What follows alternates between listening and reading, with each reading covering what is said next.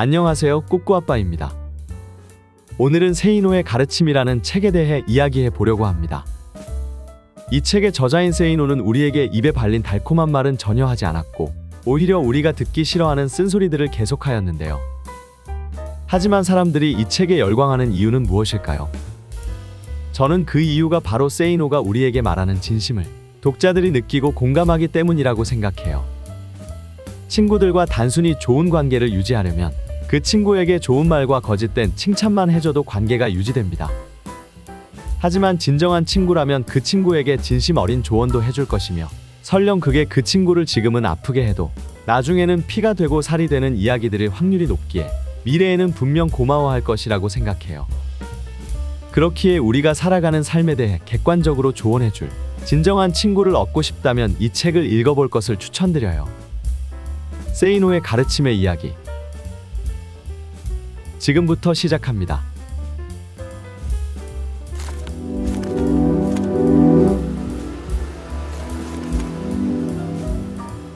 삶이 그대를 속이면 분노하라. 인생은 자전거와 같다고 합니다. 뒷바퀴를 돌리는 것은 우리의 발이지만 앞바퀴를 돌려 방향을 잡는 것은 우리의 손이며 눈이고 의지이며 정신이기 때문입니다. 여기서 뒷바퀴는 생활이라는 이름으로 우리를 움직여주지만 우리가 앞에 놓인 길을 바라보지 않고 옆에서 빠르게 지나가는 오토바이나 스포츠카만 부러운 마음으로 본다면 제자리를 맴돌 뿐이라고 해요. 따라서 이 책에서는 우리의 삶이 분노할 대상임에도 분노하지 않는다면 극단적인 표현으로 차라리 강물에 빠져 죽어버려라고 말하고 있고 이제라도 삶이 우리를 속인다고 생각되면 그 삶을 던져버려라고 합니다. 이처럼 우리의 삶은 한 번뿐이기에 무기력하게 끌려다니며 살기보단 시간을 소중히 여기고 노력하여 우리가 삶의 주인이 되는 것이 중요하다는 것을 알려주고 있다고 생각해요. 당신은 매주 로또가 당첨되기를 기도하며 도망가는 돈을 쫓아다니는 삶을 원하는가요? 아니면 죽도록 노력하여 돈이 자신을 섬기며 따라오는 삶을 원하는가요? 10분 이상 고민하지 말라. 우리의 걱정 중에 4%만 우리가 대처할 수 있는 고민이고 96%는 쓸데없는 걱정거리라고 합니다. 그래서 이 책의 저자는 고민거리를 첫째, 내가 걱정해 해결할 수 있는 고민, 둘째, 내가 걱정해 해결할 수 없는 고민처럼 오직 두 가지로 나눈다고 해요. 예를 들자면 내일 비가 오면 우리는 우산을 준비하면 되지만 비를 멈추는 일은 우리가 할 수 없는 영역의 일이에요. 그렇기에 우리가 풀 수 있는 문제들만 고민하고 해결책을 찾는 자세가 필요하며 어떤 문제에 대해 우리가 생각할 수 있는 시간은 10분도 되지 않는다고 합니다. 따라서 무슨 걱정거리가 생겨서 그것을 종이에 적어본다면 서너 줄에 지나지 않을 것이며 그 문제에 대해 10분 안에 해답이 나오지 않으면 그것은 우리가 해결할 수 있는 고민이 아닌 고민입니다. 고민이 생길 땐 이 문구를 읽어보고 실천해보는 건 어떨까요? 해결책이 보이지 않으면 무시하라. 고민하나 안 하나 결과는 똑같기 때문에 고민은 10분만 하라. 세상이 원하는 기준을 맞추어 일하라. 우리가 부자가 되기 위해서는 우리의 기준을 맞추는 것이 아닌 세상이 원하는 기준에 맞추어 일하는 자세가 필요한다고 합니다. 이 책에는 2명의 자가용 기사를 예시로 들었는데요. 첫 번째 기사는 차가 막히면 이렇게 생각합니다.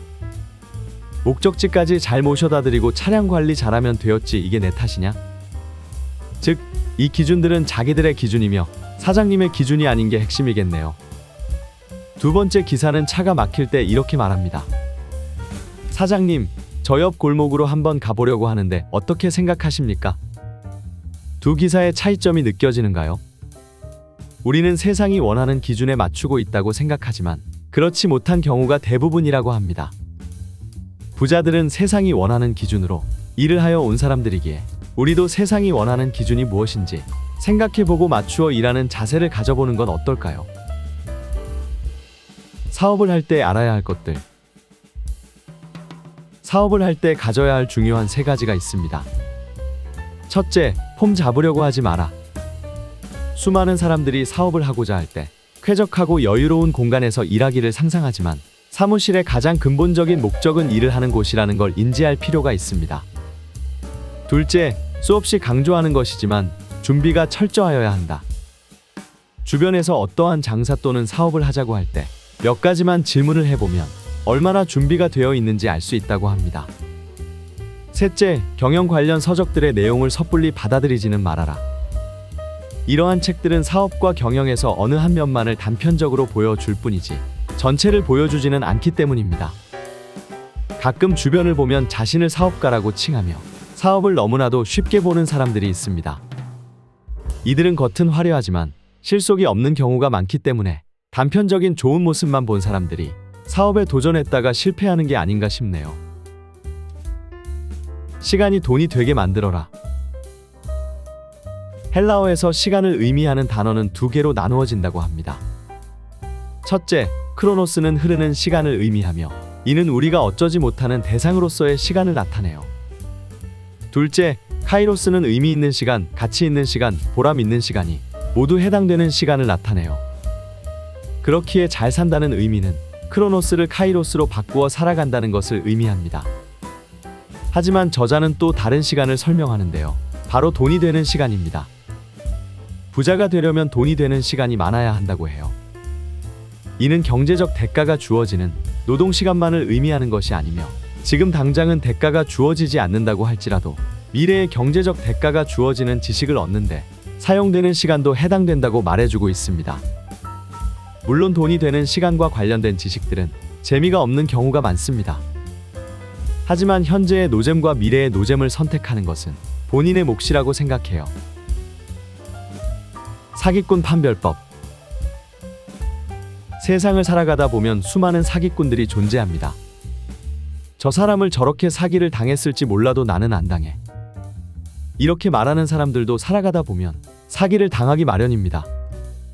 그렇기에 개인적 친분이 없는 사기꾼들의 특징을 알아보려고 해요. 첫째, 흙수저로 태어났으나 투자를 잘해서 떼돈을 벌었다고 홍보한다. 둘째, 사는 곳이나 고급 자동차 등을 보여주며 자랑한다. 셋째, 카페, 블로그, 인스타, 유튜브 등으로 사람들을 끌어모은다.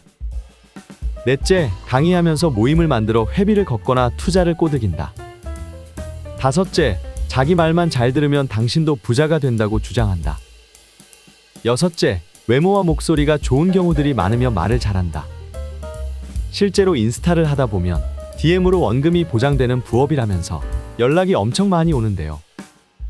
이러한 글들의 특징은 수익 인증이라면서 카톡 내역과 값비싼 자동차, 분위기 좋은 곳에서 식사를 하는 등 호화스러운 생활을 보여줍니다. 세상에 원금을 보장해주는 투자는 어디에도 없으며 돈을 빠른 시간에 많이 벌 수 있다는 이야기가 나오면 믿고 거르길 권장드려요. 이 생망, 정말 그럴까? 어느 시대든지 이 생망은 존재하였지만 유독 MZ세대에서 두드러진다고 해요. 그 이유는 무엇일까요?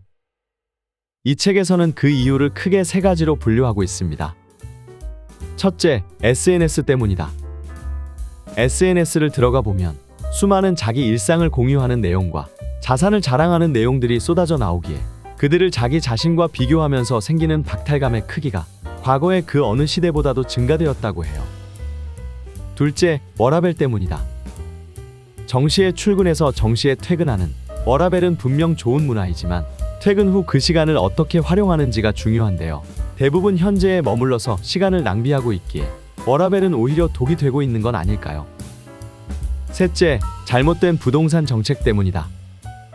예전에는 어느 정도 본인이 노력하면 작은 집부터 집을 키워갈 수 있는 구조였지만 지금 우리가 살아가는 시대에서는 집 구매를 포기하는 사람들이 점점 늘어나고 있고 이로 인해 일하는 것에 대한 재미가 없어지게 된다고 합니다.